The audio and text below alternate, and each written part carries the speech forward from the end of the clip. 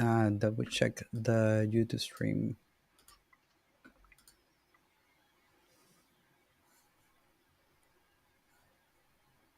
Double checking if we are live in YouTube. Wait a minute. And we're live in YouTube. Okay. So welcome to office hours. This is for April. We do it monthly. And we have a great set of panelists today. Some of them are we're stealing them out of their SIGs every month. So this month is SIG release for April, and we'll go into um, here to answer your questions. Also, live on the air, and you can find us in the Kubernetes Slack in the office-hours Slack channel. In there, you will find all the information about this this session. So let's go with before we begin. Let's start by introducing ourselves. So I'll go first since I'm talking. I'm Carlos Santana. Work for IBM Cloud as an architect and also on open source. Currently on SIG Release as a shadow SIG Release lead for 125, and also another open CNCF open source project. Now I can say CNCF open source project Knative. So I'm the steering committee and UX lead for that, and onboarding Knative and CNCF. So that's it. Who wants to be next? All right, I'll go. My name is David Flanagan. I am a developer advocate for a small company called Pulumi. We specialize in infrastructure as code. I am a CNCF ambassador, and I do my best to help people with Kubernetes on YouTube. Marco? Okay, I can go next. Hi, everyone. I am Marko Mudrinic. I am a software engineer for Kubernetes. I'm also a SIG release contributor. I'm a release manager, so responsible for all the release stuff. And I'm happy to talk about some of that stuff today. Great. Marco? Hi, I'm a software engineer at Render. I've been helping out with these office hours for a while now. Always found them valuable for myself, so I'm happy to help others learn as I have. So that's it. Great. Veronica? Hey, this is Veronica Lopez. I work in Planet Scale, but I'm also part of SIG Release and the Release Engineering family. Also, as Marco, I'm a release manager. Sorry, and yeah, taking care of several releases and different tasks that are required. Yeah. Great. We're going to hear a little bit more in a minute. Jeremy? Hey, I'm Jeremy Rickard. I am a software engineer at Microsoft Azure, doing a lot of like upstream related stuff, open source contributions. It's fun. I'm also a member of SIG Release. I was the 120 release lead, and I've been sticking around since then. Great. When you say upstream for folks that don't know what that means, it means Kubernetes, right? Open source. Kubernetes and other open source things, like things that we're consuming as downstream users. Yeah. It's just new users usually get confused with those terms, but that's what we're here for. So before we start, here are the ground rules. This is a Kubernetes event, so the code of conduct is in effect. Please be excellent to each other. This is a judgment-free zone. Everyone had to start somewhere. So please help out your buddy by having supporting an environment in the channel. Also, we have people in the channel. While we do our best and answer the questions, the panel doesn't have access to your cluster. So live debugging is off topic. We cannot share kind of code, and we would love to go into your Kubernetes clusters and help you out. But there's other mediums to do that. But do our best to get our moving down to the next step, so you can figure out and troubleshoot based on your questions. Normally, we provide swag, but right now we're not doing that. Panelists, you're encouraged to expand on the answers with your experience and pro tips. That's the great thing is to have people with experience in open source and your different companies. Audience, you can help by passing the URL, sharing the URL on Twitter, of the YouTube and the different channels. I posted on LinkedIn, blogs, and anything like that. Post your questions. Usually we go to discuss.kubernetes.io, search for the latest questions that usually they are not answered, and pick a few of those.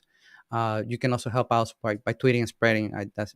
Like I said, this panel is made entirely of volunteers. So if you want to rotate, we're looking for people always to come out. Every month we do it one time in a month.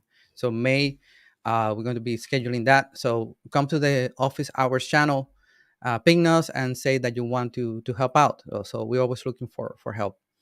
So with that, let's get started with the SIG release presentation or show and tell. This is a open forum, not formally. Veronica and Marco? Yeah, we don't have like a formal presentation. We just wanted to share things with you all because we believe that the more relatable we are, the more people would like to join us. Wishful thinking. I don't know. So what can I say? We have been working on the release team for a while. In my case, it will almost be 3 years. I will let Marco answer the same question in a bit. And I don't know, we in my case, I arrived thanks to the shadow program.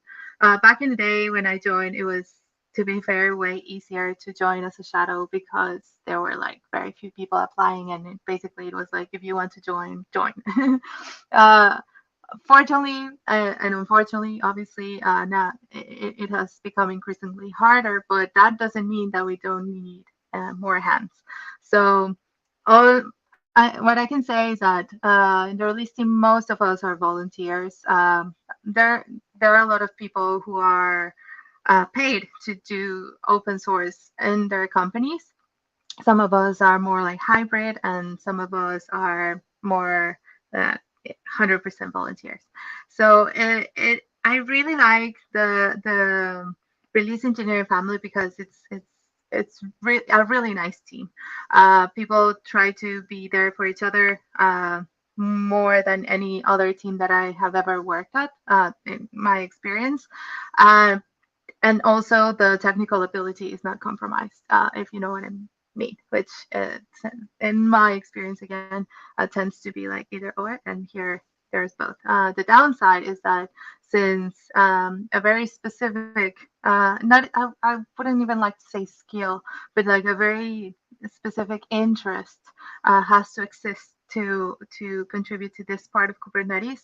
There are some parts of it that only certain people know, but it's not because they are, I mean, they are extremely smart, but and talented and all those great things, but it's not easy for anyone talented to just come and operate the things like easily and that you're done, right? So that's probably the downside, and where we get a lot of bottlenecks because by definition we're the release team. So whenever all the releases, all the Kubernetes releases, the official, the patches, the release candidates, alpha, beta, all of them go through us. So we are literally the last part before it comes live, before we give birth to them.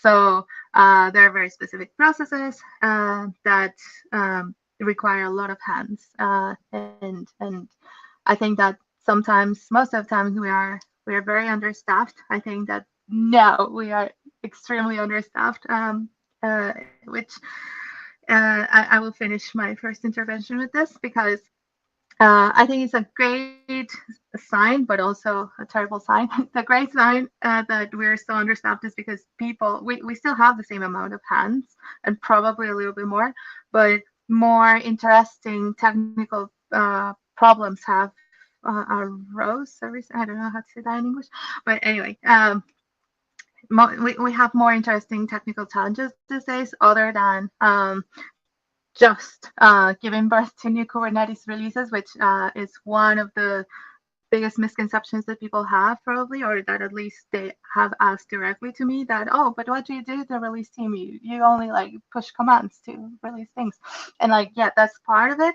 But also all of us are involved into creating our own tooling. You know? So a lot of infrastructure teams don't, or people think that infrastructure teams work with things that come from the ether, but someone has to build those tools, to be able to push commands and that make things happen. So we are a like self-service team in terms of like different team members create different tools so that the ultimate release process can just be clicking on some commands and firing a couple of things, and you have a Kubernetes release.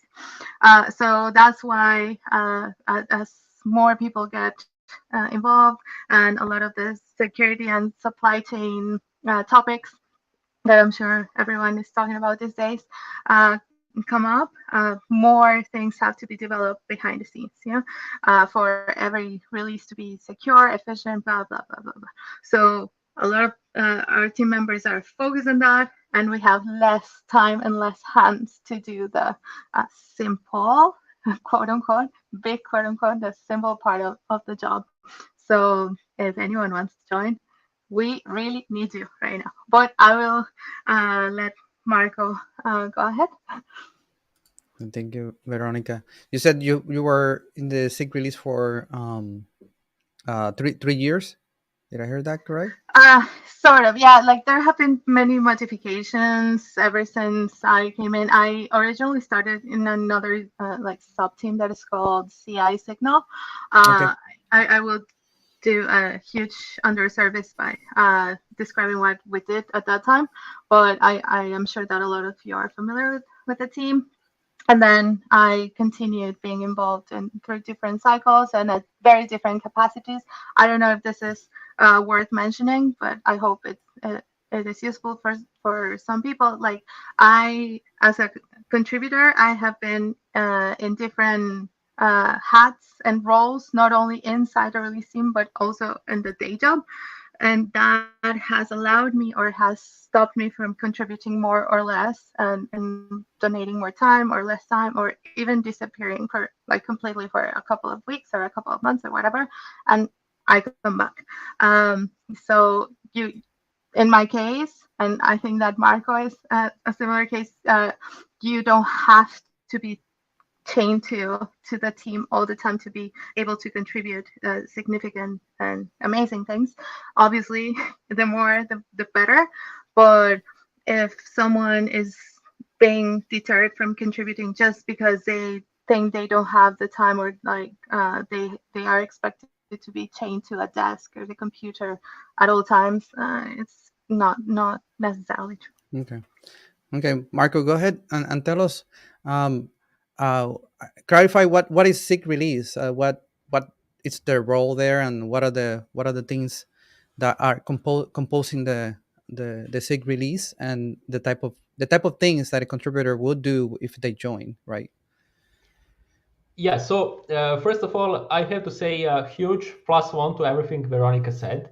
I think that, yeah, I have been also at SIG Release for about 3 years, maybe a little bit more. If I remember correctly, I started around when 1.14 was around, so quite a while ago. And it has been a really good experience. It was also really challenging, but I think that the team is very supportive and very good. So I think that, yeah, it has been a really good experience overall. So a little bit, I will not go ahead and repeat what Veronica said, because I think Veronica described it really well.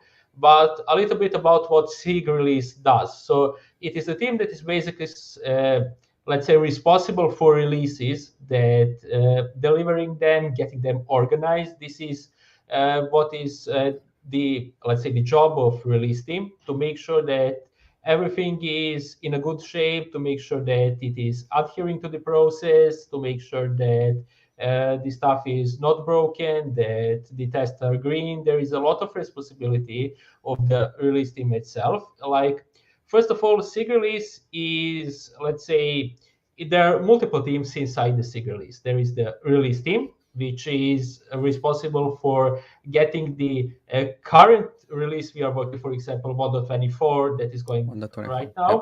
Yep. Then we will have a new release team for 1.25, and then so on. We also have release engineering team, which is responsible for other stuff like the release tooling that we are using, some other tools as well, also for maintaining the existing release. So once 1.24 comes out, the release engineering team will be responsible for releasing patch releases, for taking care of cherry picks and all the other stuff that is relevant to maintaining a release that is already out. And let's say, yeah, that is basically in general overview it. The release team itself has some roles or sub teams like CI Signal, like the enhancements team that is taking care of caps and making sure they are production. I mean, production ready is by SIG architecture, if I'm not mistaken. But the release team is making sure that everything is on a track, that it is going to be that is not going to miss any deadlines or any other important stuff. So there is also that. There is monitoring the healthiness of the release in sense of tests. There is also making sure and monitoring issues and PRs to make sure that everything is milestone correctly, to make sure that everything has the correct details and all that. So there is pretty much a lot of sub teams in the release teams, also for docs, for let's say communications, for everything needed to get a successful release out of the door. So it is a bigger team. I think there is definitely about, like, maybe if I'm not mistaken, 20 or 30 people by per the release team. So definitely a lot of people needed to get released successfully out of the door, and this is, oh yeah, it works in a that way. And then, as I said, the release engineering team, who is for other stuff. But yeah, in general, releases is definitely what is the biggest part of SIG release, and creating and maintaining tools to actually make that possible. I mean, talking in mute. I seen that in firsthand. I can tell my story. I wanted to contribute into the release process. So, as you mentioned, the SIG is responsible. So, when, for example, now there's going to be a new version of Kubernetes, right? 1.24, and Veronica was saying that the SIG release is in charge of making sure that the whole Kubernetes Kubernetes is not just one binary Go binary that we compile. It's multiple Docker images, multiple tools. It's a big it's a big repository, but it's amazing that the team, the SIG, manages that release. Like it handles the schedule, right? So it has a hard schedule, and it's great the way that you have divided. So you mentioned, Marco, you have release team and then release engineering, correct? What it's called. Yes, And yes, release engineering is the permanent team that keeps the chain, the supply chain running, and then the release team, that is like it swaps in on every release, right? Like 124 and 125 and 126. So there will be a process there. So I'm familiar with the release team aspect. So there's looking here into, and this is something that people can, I can share. Let me see if I can share this so people can see it. Here, am I sharing? Yeah. Can you tell us a little bit of every this subcomponent? So this is the release team, Veronica. What a little bit of each one, like going through the release team lead through communications. This is what happens on every new release, right? For 124, there's a team that is working on this one to get it out in May. By May 3rd, it got moved, but then the next 125 is forming, and there'll be a different set of roles. Maybe people move around, so you can talk a little bit about people. I see that tendency of people moving around from these different sub teams. Yeah, that's right. Typically what happens, I mean, it's not any written rule, but typically what happens is like someone who was working as a shadow or helping to any extent in one of these sub teams, like enhancements, CI Signal, bug triage, etc. For the next cycle, they become the leader of that subgroup for the next release. It's not always the case, but that is what typically happens. And yeah, so most of these contributors these days are selected through the shadow program for the not the leads, but people helping in any capacity on these tasks. We ask you to have a little bit of experience. It doesn't have to be completely the same exact experience, but some notions of like the work that you have to do. But our goal is to train people, literally to shadow. And yeah, so there's a lot of collaboration, as you said. It's distributed systems, but really it's a huge distributed team problem or situation, not necessarily problem in a negative way. It's just like challenges to be solved.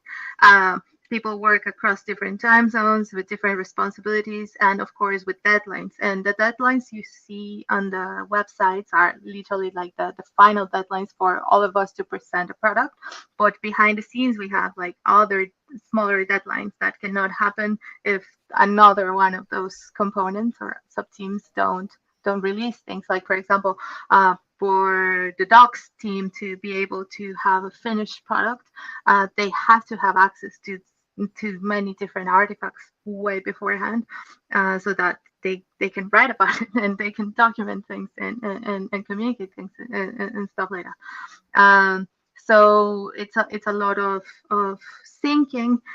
We have during the release process, let's say 124 right now, we have weekly meetings where all the sub teams give their updates in case they need something from any other sub team or whatever, or if the tests are broken and they're a blocking issue for them to continue a job, I don't know, to ask for help, etc. And towards the end of the cycle, we typically have either daily or every other day meetings, to be more on top of things.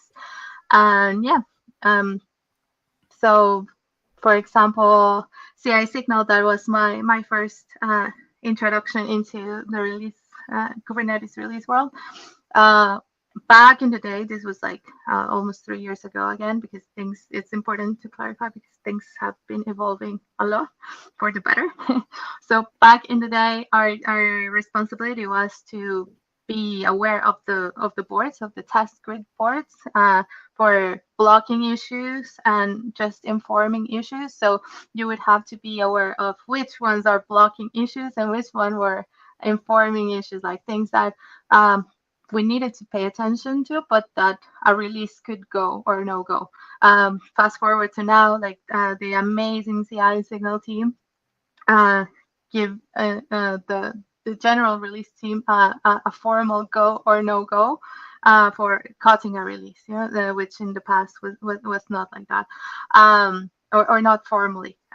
So yeah, that's what we did in CI Signal. But again, for every subtask, we try to automate the process, or doing as streamlined as possible to avoid depending on a single person or like a single point of failure.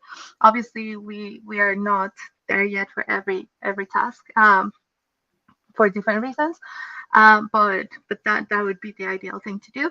And I don't know, bug triage works like very closely to CI Signal, and a lot of this sub teams are their main job, aside from reporting the situation, is also to reach out to other SIGs. Like, let's say, this is just for example, I'm not talking about them, but like let's say that there's something broken and it's SIG testing responsibility. So probably they're not even blocking the aware. release, you mean, right? Yes. You're focusing on the 124. Something's breaking that pipeline, right? Yes, exactly. So let's say that the CI Signal team detects that there is a test that it started breaking after the last SIG testing contribution or pull request.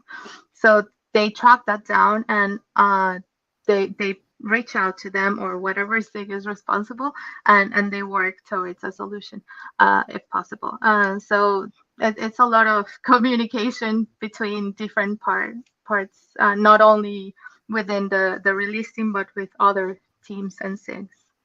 Okay, Marco, just a question for you. In terms of someone, and I was showing a minute ago that if you want to, get involved with the community, a lot of in the conferences, usually in KubeCon, there's a lot of people that join and ask us like, I want to start in open source, I want to start in Kubernetes. How do I get involved? Well, joining the mailing list is one way of like being aware of what's going on, either features that are coming or bug fixes or breaking changes. And if you want to get involved in something like you want to learn about DevOps pipelines, how to release code securely, or what it takes to release a product, like to the point you can consider Kubernetes is treated as a software product with high quality, right, and high speed agile teams. So this is Ray sending the announcement of the form to apply for Shadow. And for Shadow, there's a rule book on the website that you will see. He puts the links in here of what are the requirements, and some of them have low requirements. Some of them tells you like what are expected for you. So you'll be shadowing. So you'll be in training mode with the purpose of you becoming a lead if you want, or moving to a different group. So you just click the form here. It's a Google form, but answer a few questions about yourself. What team that you want to apply, and then see if you get selected. So Marco, do people need to be an expert in Go or a Go compiler expert to join one of these teams? Is there something that other skills Veronica was mentioning, like communication skills, writing skills, that they may join some of these aspects and help out? Some people think that they have to be a programmer or an expert in Go or an expert in certain things in Kubernetes to join here, and maybe that's a misperception. So can you tell us like what are the things that you can join based on the skills and interests that you have, like communications or maybe docs?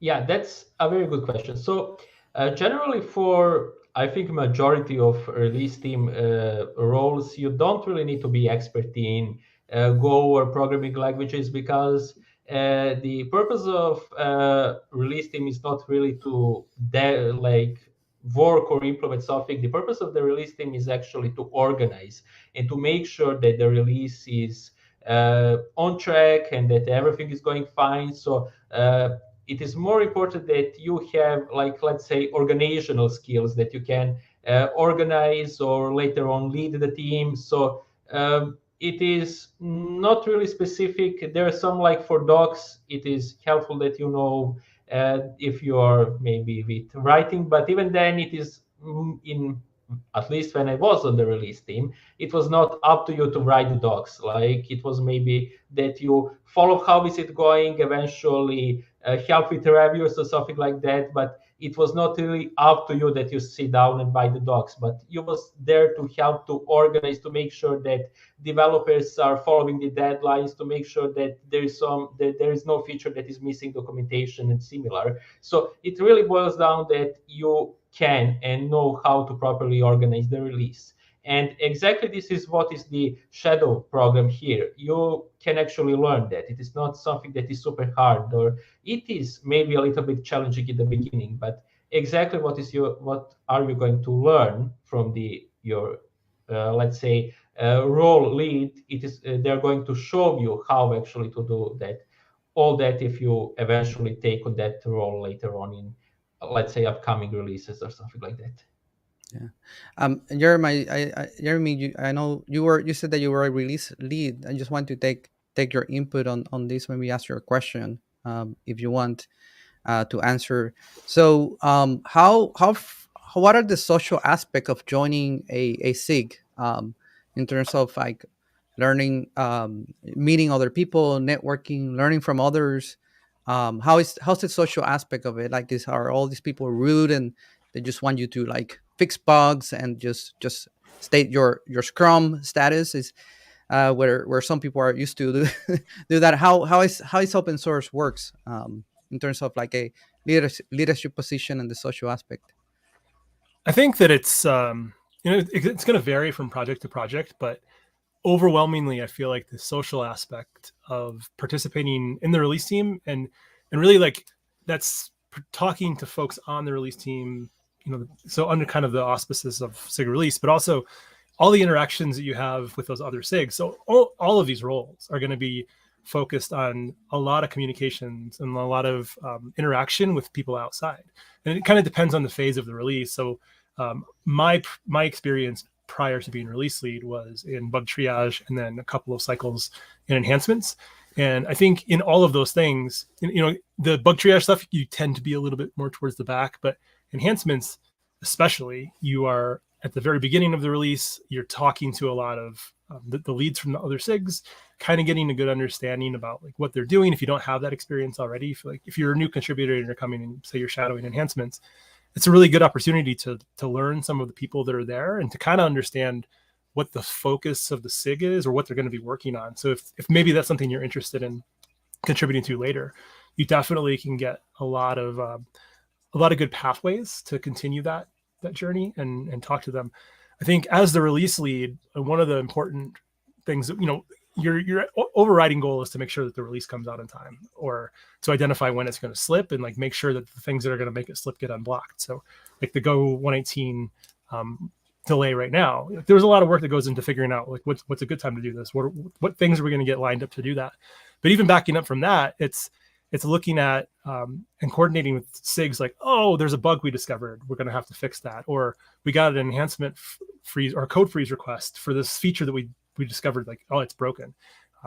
What do we do about it? And it kind of comes down to like working those relationships and understanding what the impact is and what the downstream kind of impacts are, from introducing that kind of delay.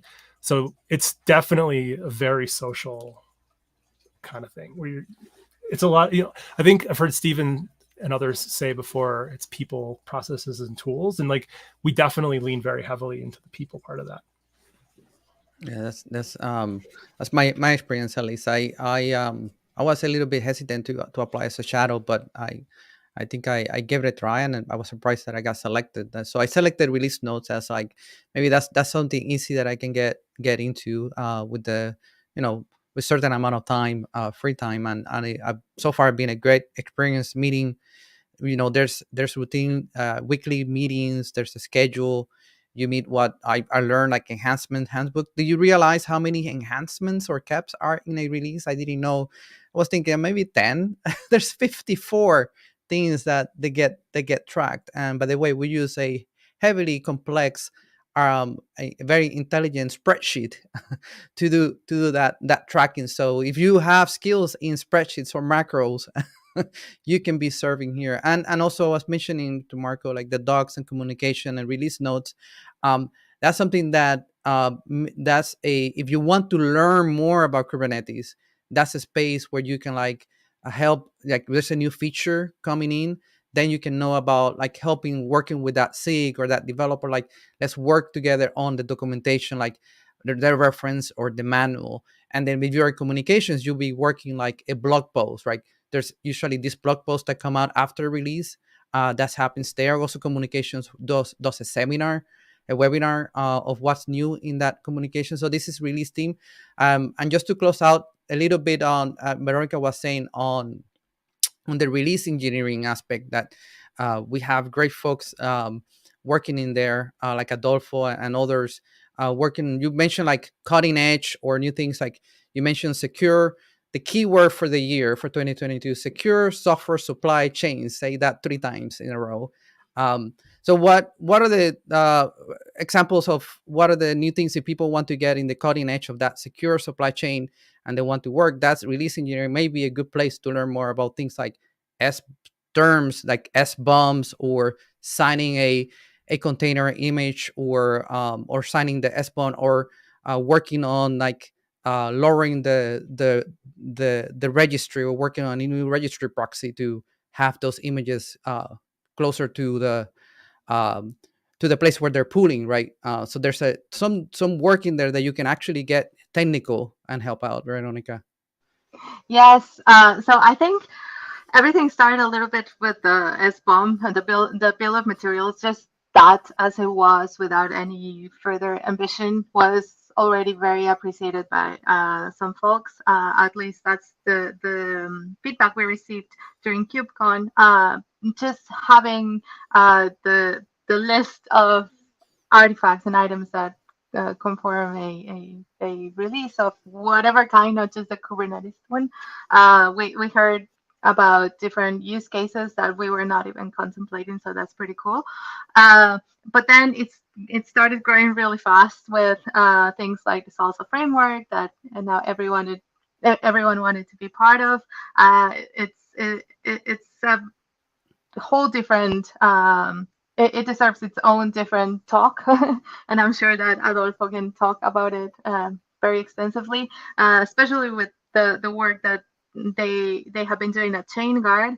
So yeah, basically, in very quick terms, we are trying to secure every aspect of the release. This is in very broad, friendly terms. This is not formal. So don't quote me on very specific things. But yeah, the main goal is to, since there are so many parts of what goes into a release, from where are we pulling the images from and into which buckets or what infrastructure, and signature processes, who has access to what repos, who has access to sign the packages, and all that. Like, it's basically identify every aspect, every connection from A to B, from B to C, where corruption can happen. Corruption either on purpose or malicious, or just because computers are computers, right? So to verify the integrity in different parts and levels, we have things like the Salsa framework that has like I believe 4 stages, and like every stage requires different levels of automation and verification. As far as I understand, and that I have been involved, is the level 1 and level 2 are fairly easy to reach in terms of like just verifying some packages and origins, but things start getting trickier on the level 3 and 4 of the Salsa framework, for example, because then you have to coordinate not only the packages and the technical parts, but you also have to coordinate with people and accesses. It becomes a little bit more political, especially in projects like Kubernetes, right?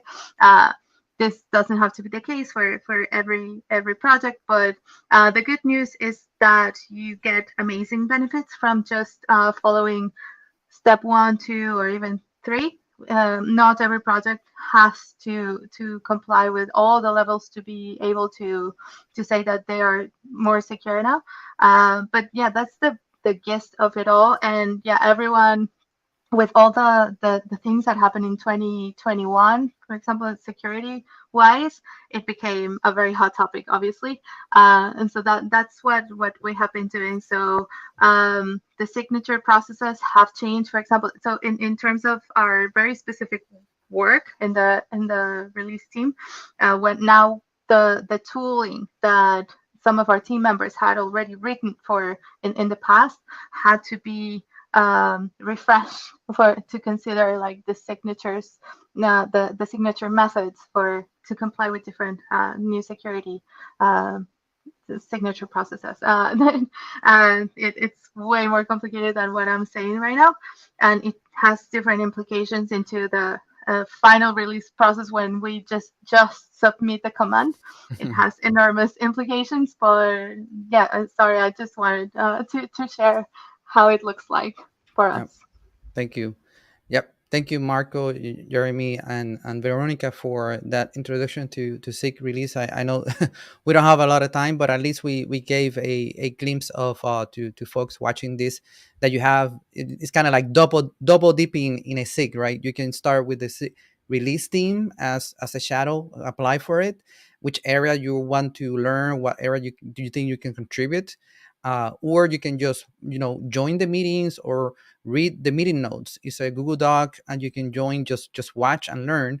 The same thing for release engineering. If you want to work for a company that is like getting into these signing images and SBump and SARSA framework and secure supply chains, and you want to learn how are we doing in Kubernetes, how we are applying that security pipelines in Kubernetes, you can just join the meetings, read the release notes, join the Slack, and try to understand what are the problems there, and maybe you can contribute something, right? It could be ideas, it could be code, it could be like managing the branches or the patches. That also is part of the SIG release. So just want to conclude with that portion, but don't go away. We're going to go one question. into questions. Go ahead, Borko. Awesome, thank you. So just a really quick question. You guys being part of the release team for 1.24, are there any enhancements or features, like one or two quick things you'd like to highlight for people for the upcoming release?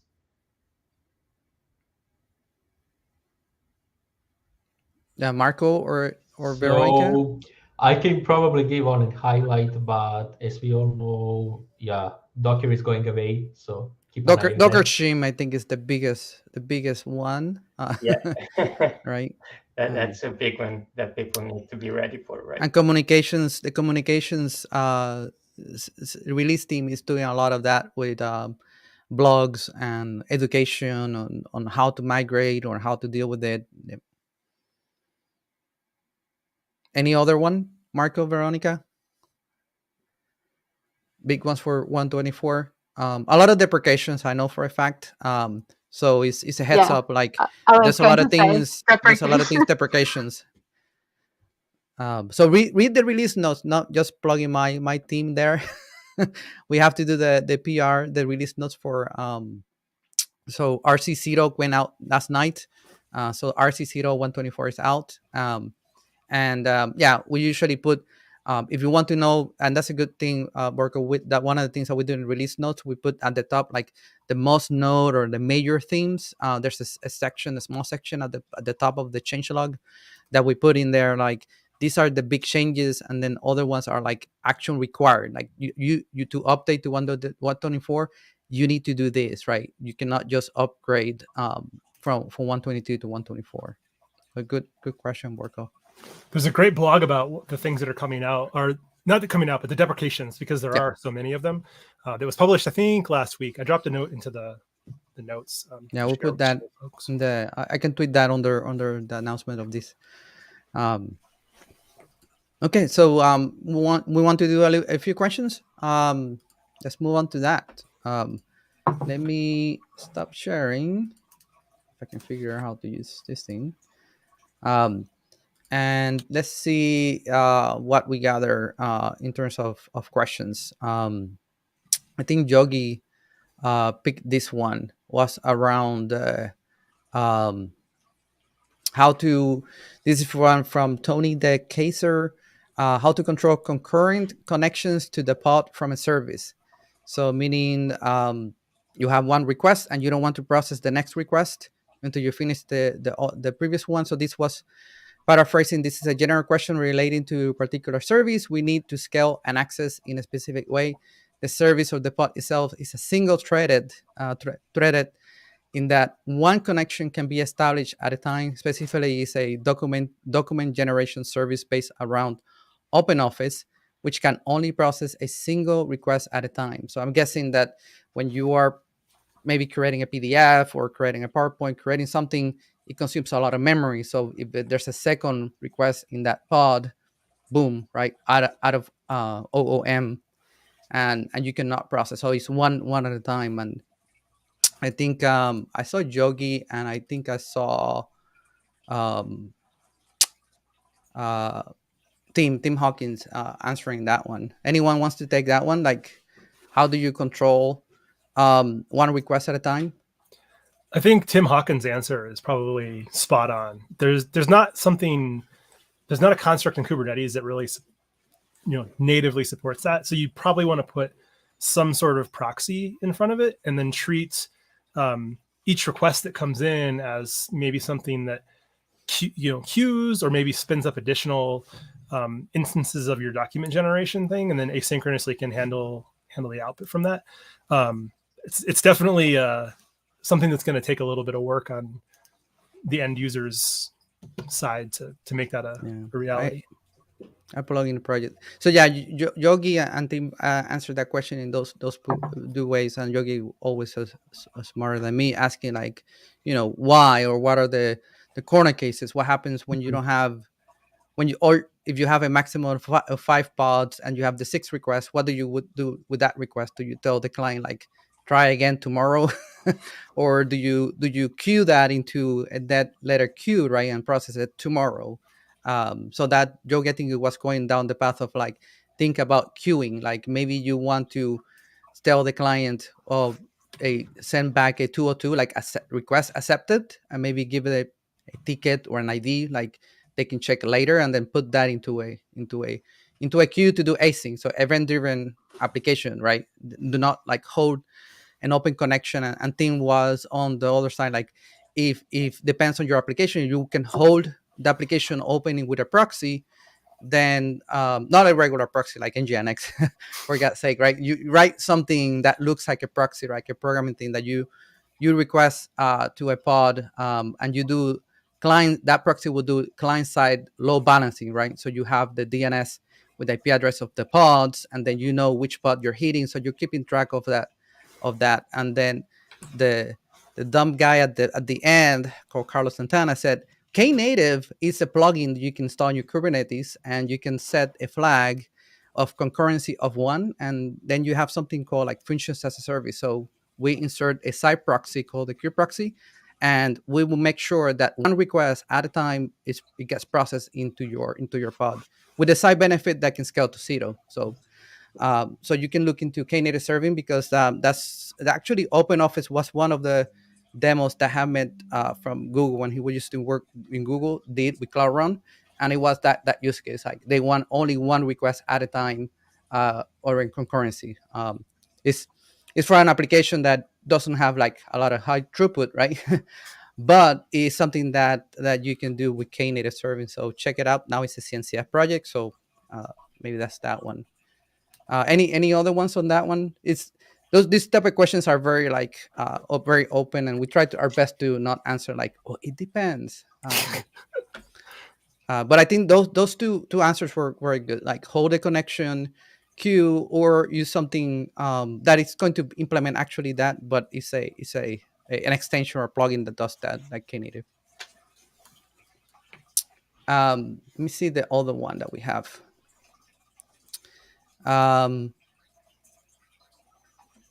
This one is from Leluniku. If you go to discuss Kubernetes discuss.io, and so for the recent questions, you will find these ones. And this is it says a big pod on node. I like to fail over a pod from a node to another without the client to lose the connection. Is this possible? kubectl evicts does this. Anyone wants to take that one? If they want to evict a pod from one node to another node without losing the connection. I mean, I think you're always going to lose the connection, but what you can do is make sure that your application handles the POSIX signals correctly, and that they will handle any active or incoming requests before then handing over to another pod. So whenever you delete a pod, it is sent a SIG hop first, and it's given around 10 seconds. Someone feel free to correct me, before a SIG kill is sent to it, which means your application has 10 seconds to handle any existing requests. Stop accepting any new ones, but hopefully you'll have another pod already accepting those ones anyway. The load balancer or ingress object can pass them over to it, and then you remove the old pod. Yeah, but the connection will close on that, right? So that he wants to avoid that closing on that connection. Anyone else have any thoughts? I would say that this is a pattern that is usually done with client-side load balancing again, or like gRPC or something, like you request the DNS or the service name, and you get back your 5 IP addresses of the pods, and your client is the one that has an open connection to one. But again, it's like you're closing a connection on one pod and opening on the other one, but it's the internal client dealing with that logic, right, and not on the outside. But yeah, the pods are two different containers, two different IP addresses. There's no way to not lose that connection unless you have something in the middle that is networking and holding that connection open and redirecting. So that's some of the aspect to no, but when you evict a pod, like this is the type of applications that when we talk about Kubernetes, we assume, right, stateless applications. Maybe you have a session being tracked with something like Redis or something like that, but it's usually the pattern is a deployment with a stateless application, and you have multiple ones. So if one pod dies, pets versus cattle, just the next open a new connection and you get a new pod, and usually that's how you do upgrades, right? You're running upgrades. So the next one is Thais. This one I'm going to plug a meme that I did the other day about finalizers. So remove object from the. It was funny when I was like, really talking about finalizer. I was joking about the other day. Remove object from delete queue finalizer questions. I have an object with the finalizer attached. According to the documentation, once the object is deleted, it's actually marked for deletion and will be deleted once the finalizer is removed, and only then the object will be deleted. My question is, if the object was marked for deletion by accident, can we revert the mark for the deletion and take the object out of the garbage collection cycle? So in pod, anyone wants to take that one, or maybe I can paraphrase it. So you do kubectl delete. What happens is a deletion timestamp gets put on that object, and then it's like marked like read only, and like, oh, I don't want to delete it. Can I just remove the delete timestamp before it gets deleted because maybe the finalizer is not yet removed? Can they recover that object? They wants to take that one? Yeah, not really. I mean, once you mark it for deletion, it is pretty much it. If I remember correctly, that deletion timestamp is like immutable. So once it is set, you can't change it anymore, and that's basically it. Yep. So yeah, it finalizers will keep it, but many controllers on deletion timestamp is set, they will try to delete that that resource whenever it is possible, and that's basically it. You can pretty much recover it. It is best to let it go and then create a new one, and that's it if that's possible. Yeah, and for if we're talking about, he says he or her says object. If it's a pod, then it's a little bit more concrete. When you actually do the delete command, kubectl delete the kubelet will send the SIG term to the container.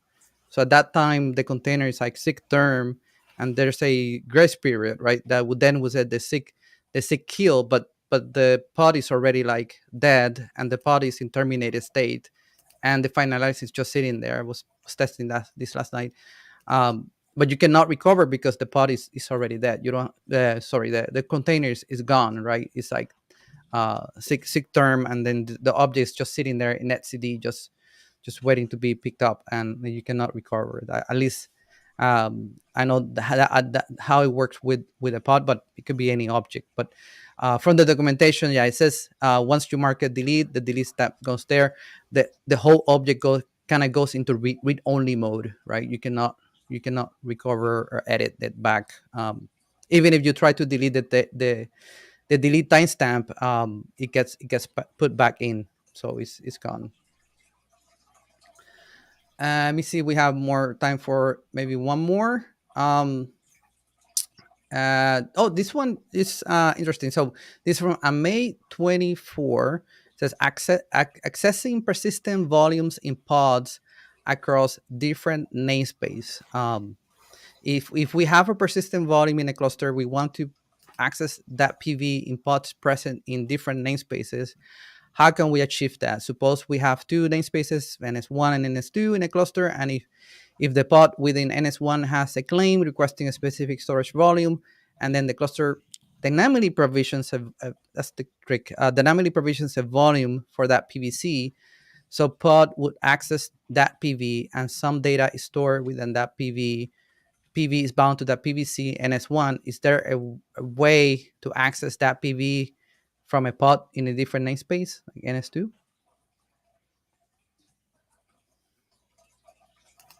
Anyone wants to take that one?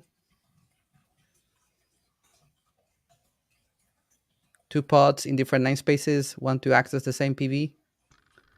Yeah, I mean, PVs are not namespaced. PVCs are. So I believe you should be able to have a PVC in different namespaces that refer to the same PV and be able to use those, correct?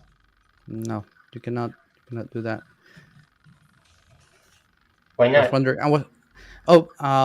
So I think I answered that question. I don't remember. I was late last night. So the PV has a claim reference. So the PV can only be claimed by one PVC. So once that PVC claims that PV, the other PVC cannot be associated to that PV. So yeah, it needs to be one PV. What the pattern usually is, if you want to share data, I don't know. You want to share data, is like the PVC can be associated with multiple pods, that single PVC, and then have the PV bound. Yeah, Right. And even if it's worse when it's dynamically provisioned, right? Because you create a PVC and it carves a volume and it gives you back a PV, and then you create the second PVC and it carves, and you whatever is the implementation of the CSI, right? CSI, container storage interface, the CSI plugin implementation, right? It carves another volume of data and associated.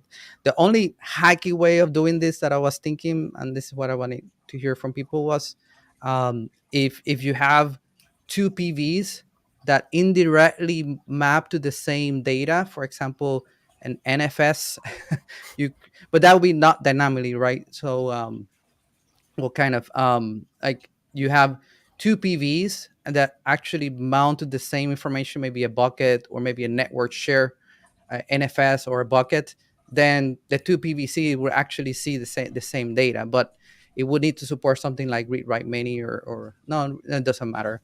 That was the only way I was thinking that maybe, but that's a hacky way. So in terms of different namespaces, the recommendation is use namespaces like a 12-factor app representing the same app but in different environments. So this thing about like separating pods into namespaces to then go back to share information between the two namespaces, it wasn't the purpose of having namespaces, right?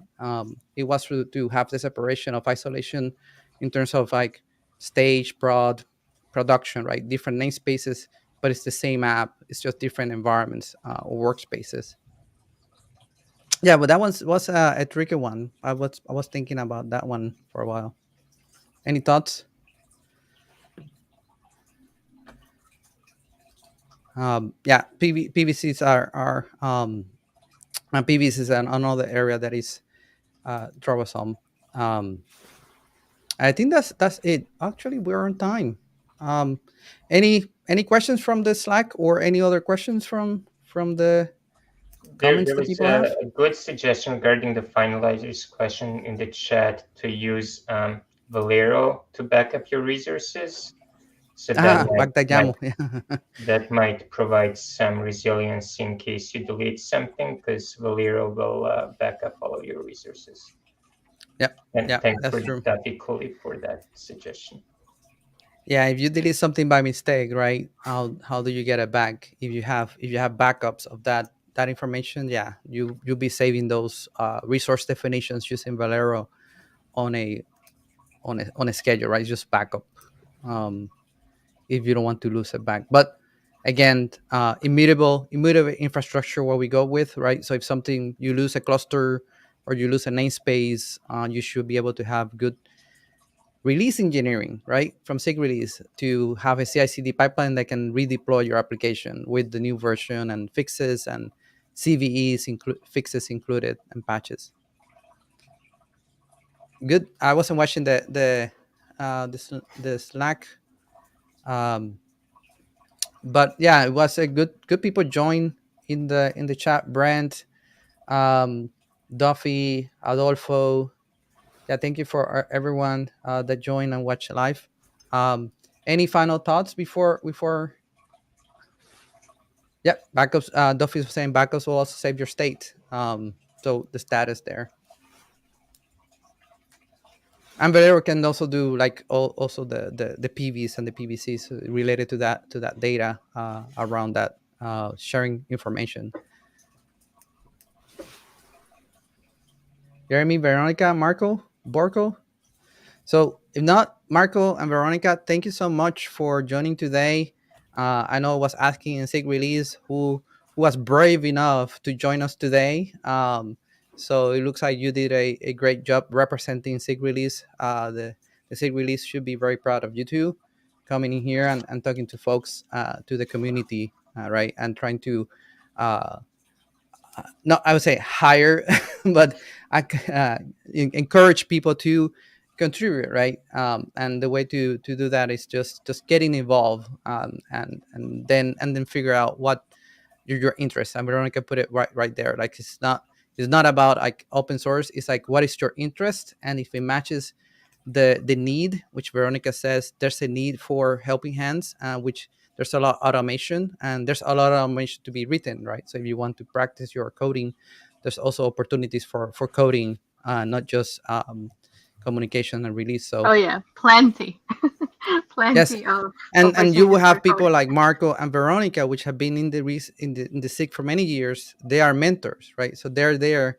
to mentor the next generation of people to pick up this work and do the next new things, right? So we're looking for people that want to be mentored.